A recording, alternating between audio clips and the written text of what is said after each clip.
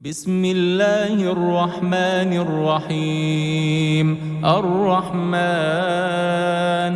علم القرآن، خلق الإنسان علمه البيان. الشمس والقمر بحسبان، والنجم والشجر يسجدان. والسماء رفعها ووضع الميزان، ألا تطغوا في الميزان. وأقيموا الوزن بالقسط ولا تخسروا الميزان. والأرض وضعها للأنام، فيها فاكهة والنخل ذات الأكمام، والحب ذو العصف والريحان. فبأي آلاء ربكما تكذبان؟ خلق الإنسان من صلصال كالفخار، وخلق الجان من مارج من نار. فبأي آلاء ربكما تكذبان؟ رب المشرقين ورب المغربين.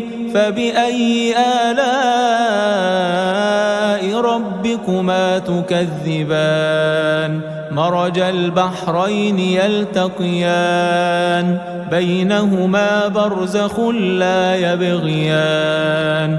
فبأي آلاء ربكما تكذبان؟ يخرج منهما اللؤلؤ والمرجان.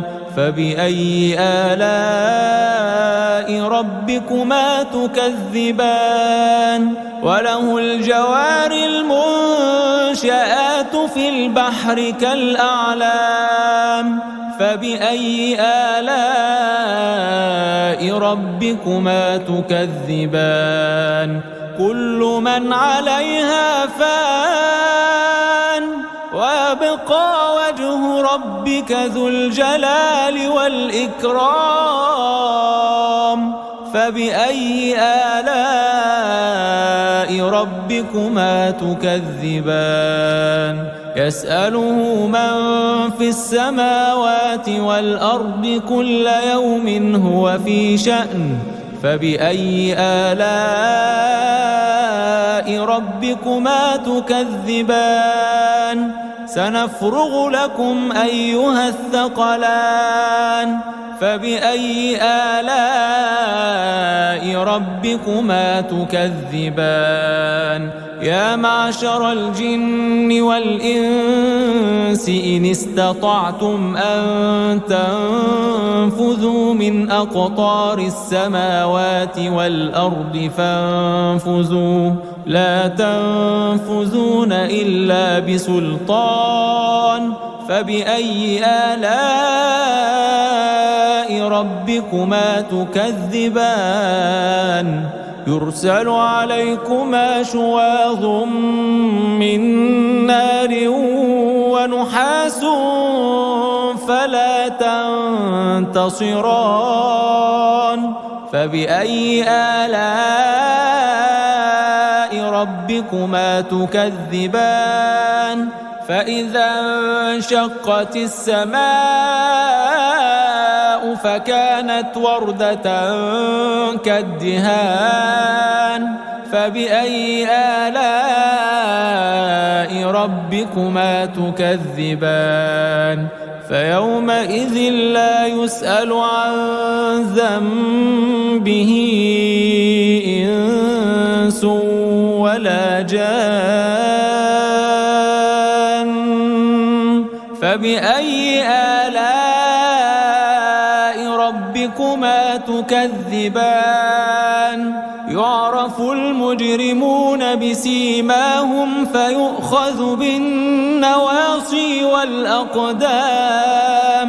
فبأي آلاء ربكما تكذبان؟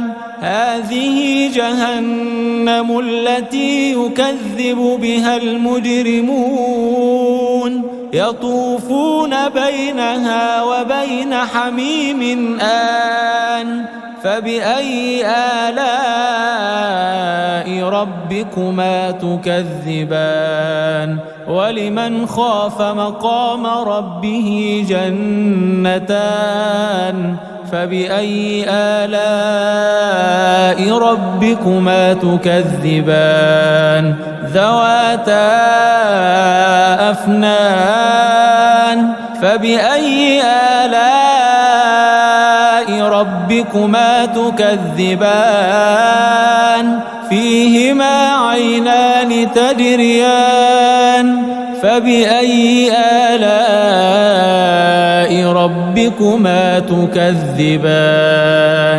فيهما من كل فاكهة زوجان فبأي آلاء ربكما تكذبان متكئين على فرش بطائنها من استبرق وجنى الجنتين دان فبأي آلاء ربكما تكذبان فيهن قاصرات الطرف لم يطمثهن إنس قبلهم ولا جان فبأي آلاء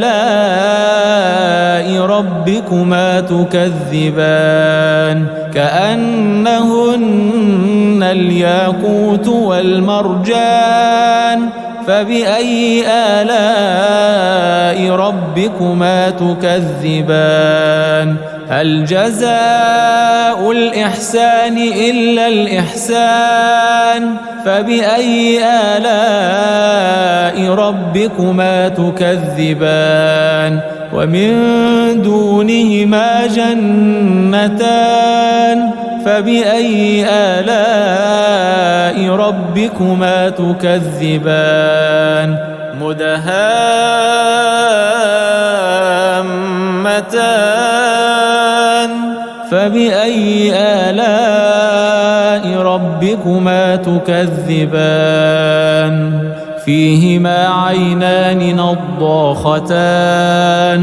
فبأي آلاء ربكما تكذبان فيهما فاكهة ونخل ورمان فبأي آلاء ربكما تكذبان فيهن خيرات حسان فبأي آلاء ربكما تكذبان حور مقصورات في الخيام فبأي آلاء ربكما تكذبان لم يطمثهن إنس قبلهم ولا جان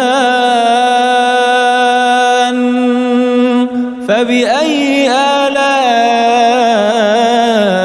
ربكما تكذبان متكئين على رفرف خضر وعبقري حسان فبأي آلاء ربكما تكذبان تبارك اسم ربك ذي الجلال والإكرام